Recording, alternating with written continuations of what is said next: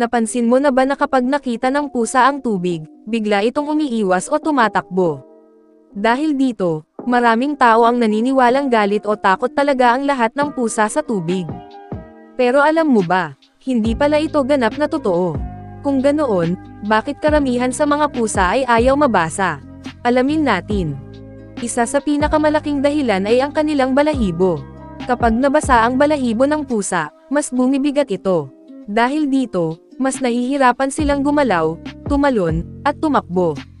Para sa isang hayop na umaasa sa bilis at liksi, malaking abala ito.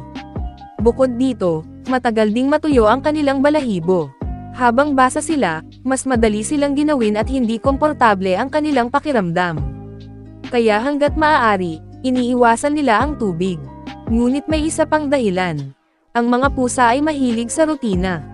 Gusto nila ang pakiramdam na malinis at maayos ang kanilang balahibo. Kapag bigla silang binuhusan ng tubig, parang nawawala ang kontrol nila sa kanilang sariling katawan, kaya maaari lang mataranta. Pero hindi ibig sabihin nito na lahat ng pusa ay galit sa tubig. May ilang lahi, tulad ng Turkish Van, na kilala sa hilig nitong lumangoy at maglaro sa tubig. Mayroon ding ibang alagang pusa na nasanay sa tubig mula pa noong kuting sila, kaya hindi sila natatakot.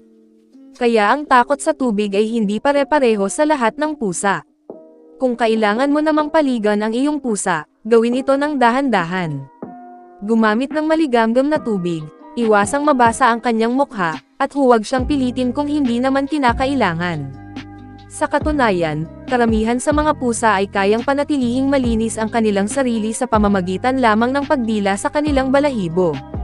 Kaya sa susunod na makita mong umiiwas ang pusa mo sa tubig, tandaan mo, hindi dahil duwag siya. Mas gusto lang niyang manatiling magaan, komportable, at handang kumilos anumang oras.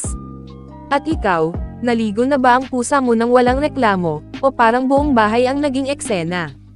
Ikwento mo sa comments, at huwag kalimutang mag-like at mag-subscribe para sa mas marami pang nakakatuwang kaalaman tungkol sa mga pusa.